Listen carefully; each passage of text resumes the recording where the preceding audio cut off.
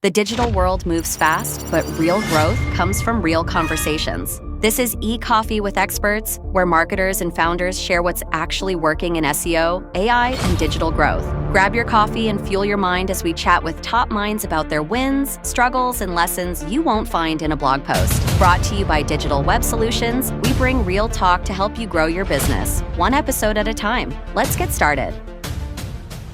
Hi, everyone, and welcome back to the show. Today, I have a really special guest with me, Dan from liftandshifts.com. Dan, would you like to introduce yourself and tell the world why you are awesome? Well, I'm Dan from Lift and Shift, and I think I'm awesome because I've had a great career path and had the opportunity to work with some amazing business leaders across the world, and hopefully here to share one or two insights over the course of the next hour from everything that I've learned. That's amazing. Why don't you want to start with one of the key moments or key highlights that you think really made a shift in your career?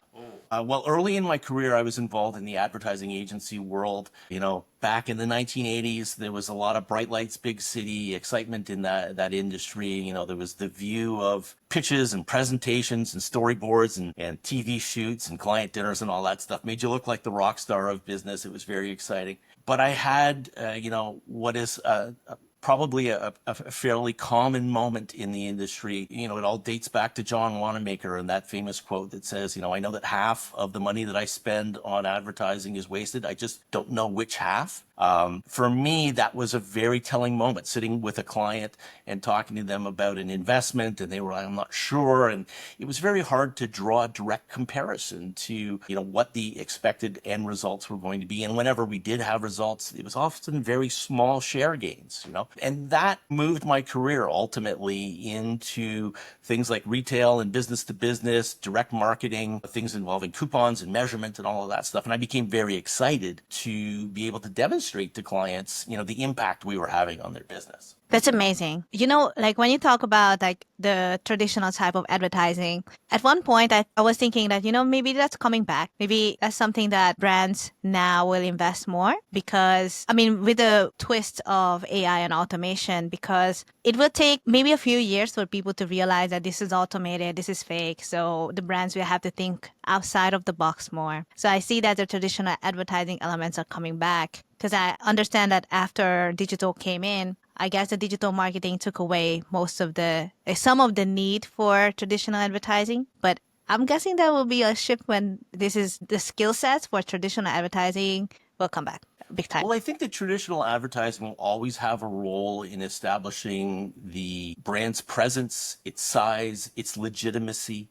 And you're very right. Digital absolutely changed the medium in which we interact with brands and how we see them. Of course, you used to see things on TV all the time, and broadcast TV isn't the same anymore. Obviously, there's streaming services, but it's the same journey with a different medium. You want to have presence for a brand. You want to tell people your story. And you're very much on track with, AI and how that's going to change how people interact with the brand. And that's very much different. Now, that's the difference, I think, in marketing today versus when I began my career, is that it is a two-way interaction much more now than it used to be just a singular broadcast proposition.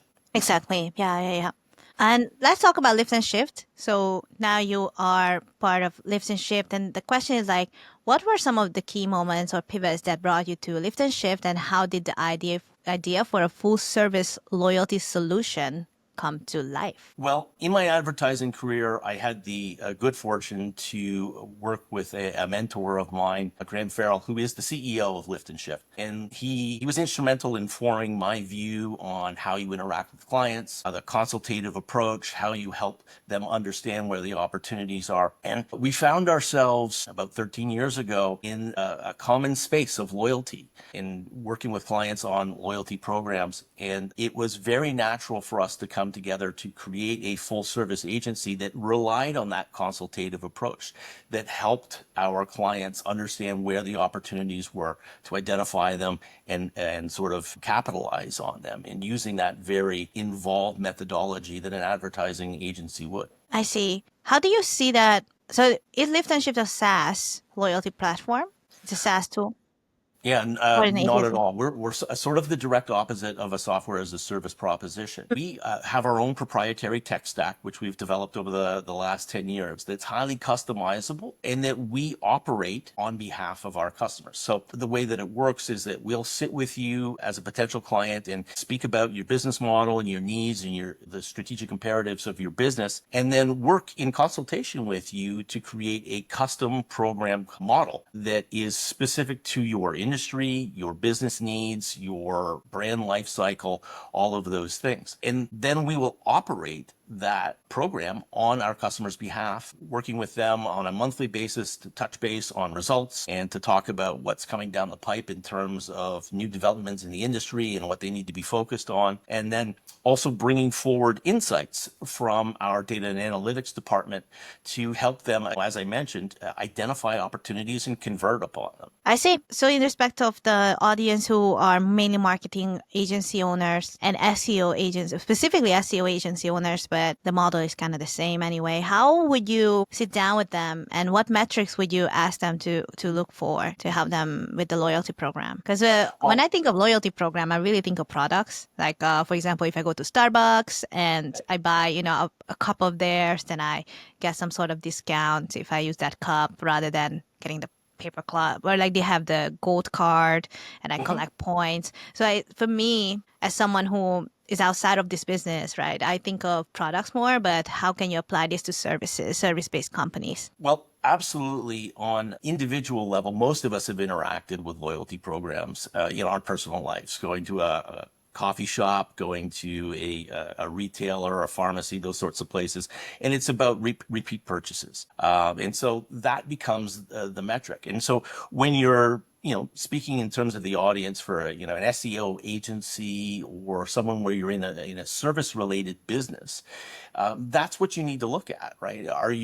What is your repeat purchase patterns? How often do people come back? And where a loyalty program can really make a difference is where purchasing is split amongst many vendors, right? So if you are a service provider and you have a customer who perhaps uses you 60% of the time or 80% of the time when they have a need, there's always an opportunity to get that incrementality, get the extra purchasing from them. And that's the shift and lift and shift is shifting more business to our clients, client stable. And so that's what we would always want to look for when we're sitting down and talking about where is that opportunity for incrementality? Because it's not just about retention on the loyalty side, it's also about growth. And that's one of the key differentiators in a B2B program versus a consumer program, because it's not just about keeping your business, it's about evolving your business, identifying opportunities to grow and increase that customer's value with you. Yeah.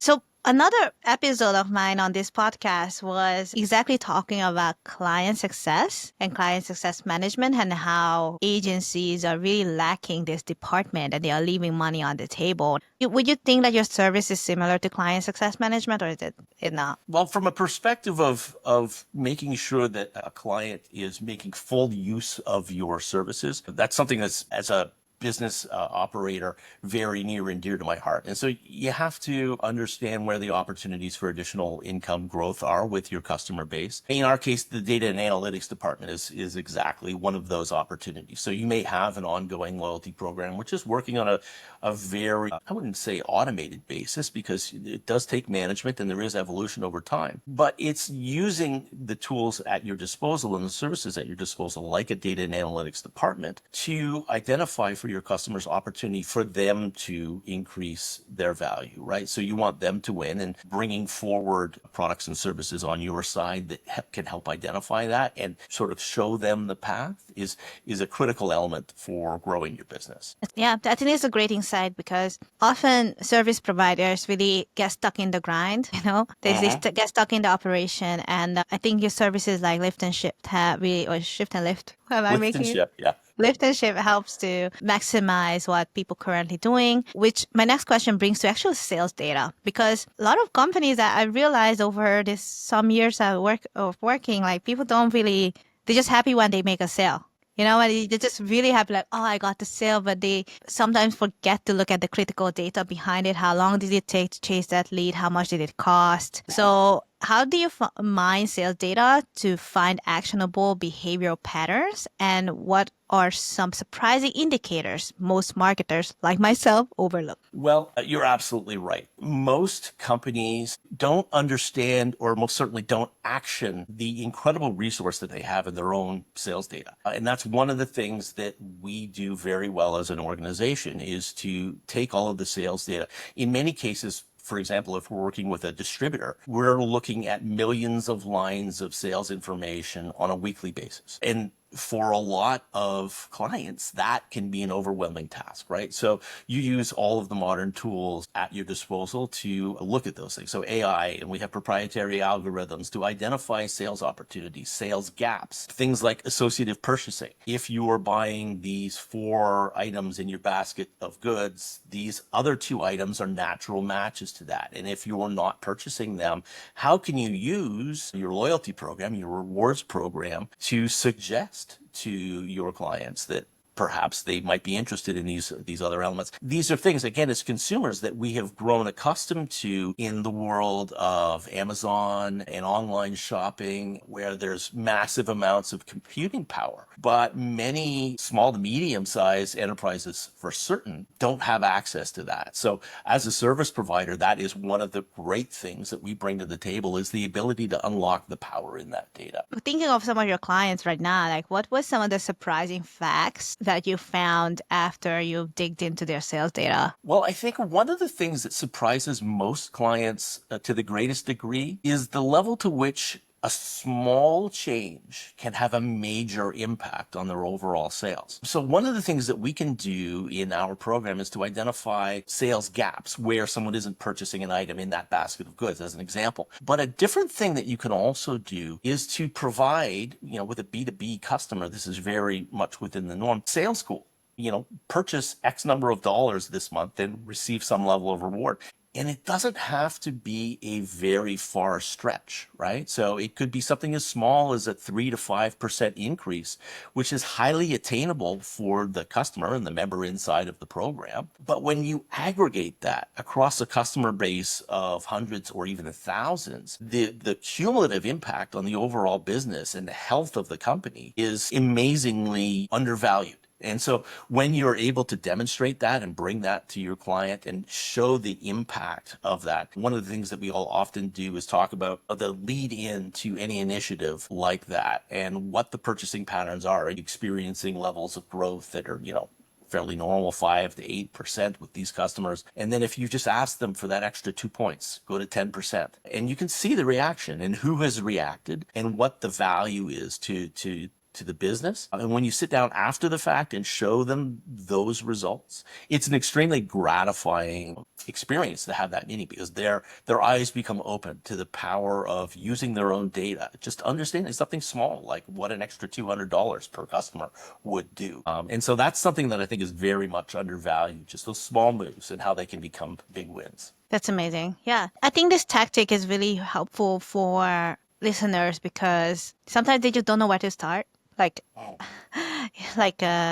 maybe a head of sales or a head of marketing sits down and look at all these data points and just like, damn, I don't even know where to get started.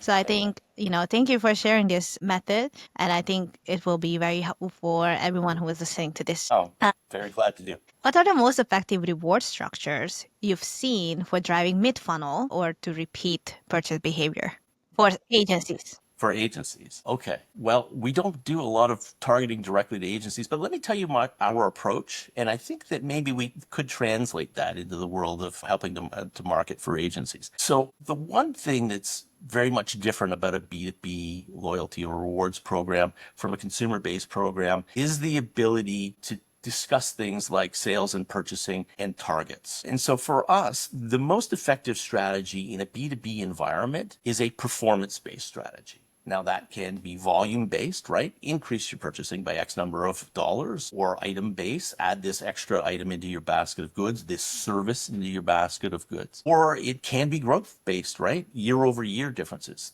Last year, we were very happy to serve you to this level. If you were to increase it by X number of percent, we can give you this benefit, this reward. And the benefits can be not just financial. right? So it doesn't necessarily just have to be things like merchandise or gift cards or those things that you traditionally would associate with a reward program. It can also be services and exclusive access to additional benefits, front of the line customer service, free shipping, those sorts of things, extra add-ons to the services that they already have so that they become more entrenched in your value proposition. And I think that's where agencies could certainly benefit from it, right? There are many services available, and you may have customers that are only taking advantages of part of it. So if you add on this additional service, we'll increase you from the basic entry level to our premium level as a valued, loyal customer of ours. And I think that's where, agencies could certainly benefit from that thought process. I want to share with you this, like now that you explained, I used to be operation manager in an SEO company. So, but not for too long actually, because as you see, I love marketing more. But being an ops manager in an agency really helped me to focus on clients that make us more or less. So internally in an agency, after a while, once people are more established, they should sit down and say, you know what, Dan's company makes us 50 grand a year versus Annie's company only does 10. So now how are we going to treat these two people without them knowing? Because if somebody treats, somebody differently, like it's very, very it's not good. Absolutely. But internally, you have to allocate resources based on that. But what you're saying is that by people spending more, they will get more premium feeling. As a result, they will stay as customers. So it's more of how we communicate that externally. Because internally, we probably already established that, like, okay, one client makes us more, one client makes us less. Let's kind of set boundaries according to that. But one thing I haven't mentioned is, like, it really sounds like that service-based businesses are incentivized to create a productized service rather than just on the fly. You know what? I can do this too. Yeah. Sure. And I think, there's lots of things that you said there that really indicate opportunities. And it starts with, if you're valuing your clients different, if Dan has a different value to you than Annie does, understand what is the difference. How are you valuing those two clients differently? And what could we offer to Annie in order to make her a more valuable customer? And maybe it's services that have less of an operational load in some cases, or maybe it's the opportunity to leverage products and services that you're already using in order to make things more efficient. But it's analyzing the current state and understanding where you want to go with that I think a lot of, again, small to medium enterprises and service-based agencies don't do. They don't take that moment to understand what's the difference between a really valuable business and good business, and how can you move your good business to really valuable. And that's where that productized sort of thought can come in, is the ability to be able to demonstrate to someone, here's something that you're not currently taking advantage of that we can bring to you, right? As an overall product as a service proposition. Amazing. We are slowly coming to the end of the show, and I want to understand you more. I'd like to get to know you more because I feel like you have a lot of experience in the industry. And over this talk, just 20 minutes, I'm like, man, he went from traditional advertising to full on, how to say, almost like revenue optimization for That's exactly what it is. Yeah. How would that change? How does it feel? Do you miss being the crazy creative with the storyboard? Well, that's one of the great benefits of being a marketing services vendor is we're always seen as a little bit crazy from our clients' perspective. But when the outside of the box suggestions that you're making are backed by data and learning and experience, you have the opportunity to expand the way that they think. And that can be a very rewarding experience. So yeah, I do sometimes miss the bright lights, big city of the TV shoot world, but for sure the value that I'm bringing to my clients, replaces that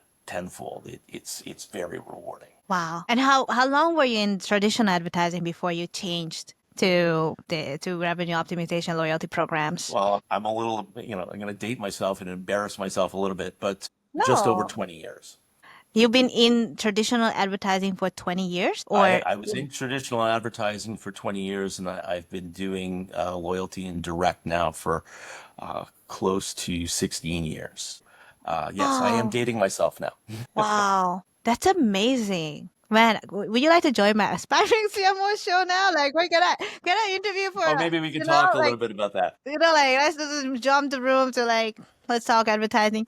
That's amazing. How did you, wow, wow. What transferable skills do you have from traditional advertising today? Like, what are the key things? Like, let's switch to the nerdy marketer side now, guys. Let's just think like creative for a 2 seconds, 3 seconds, 5 minutes. Very much true to our identity as a marketing services agency. The very first thing that we transferred over was that consultative approach, right? Working in collaboration with your clients to understand their business needs. What do they need to develop? And then bringing best practices to the table, right? So that's something that I learned, I mentioned before, sitting across the boardroom table from some of the brightest minds in business in North America, a way that they work collaboratively. So that's a transferable skill. From a technology standpoint, it's always one thing building on top of another. I mentioned coupons in the old days. We used to track coupons, right? And you would send those out in the mail, and then people would bring them into their stores, and the point of sales machines would scan them, and then you'd see the numbers all come back in. And it was a very laborious and manual process, but it trains your brain to start to think about the connectivity of behavior, purchasing behavior, and making suggestions, and then looking at results and learning from that and refining, right? A/B market testing, all of that crazy marketing geek stuff, all of that transfers very well into the world that we live in now. And when you're using now more sophisticated tools, I mentioned AI and algorithms and all of that stuff. One of the biggest misconceptions about AI is that it will do everything for you, right? Oh, no, it doesn't. The reality is, though, that AI, I think, as a potential, is going to make experts such as you and I and all the people who are listening much more effective at their jobs, right? Oh, yeah. It'll allow you to analyze greater amounts of information, to act on it more quickly, to react with more meaningful levels of personalization with your customers, right? And so when you start with those kernels of learning about understanding purchase cycles and behaviors and getting smarter and learning, and then take that and move it into more powerful tools and more ways to identify things and react on them. The potential is absolutely unlimited in terms of the impact that you could have in your client's business. It's amazing. So basically collaboration skills, so to summarize the transferable skills, collaboration, and how do you say like things stack onto each other, like chain thinking? I'd say that it's collaboration skills and understanding cause, effect, analysis, and evolution, right? It's a cycle of activity that you can apply to many different disciplines in the marketing world. Yeah. Amazing. I'm very impressed with everything you have shared today, Dan, and I'm very grateful that you joined the show. And if people would like to reach out to you, how can they find you? You can find us online at lift-and-shift.com, or we're all over social as well. So we're on LinkedIn and Facebook and Insta and TikTok and all that good stuff too. Awesome. Just look for Lift and Shift. We're out there. Amazing. I will link it down in the description below, guys, and I'll see you in the next one. Bye.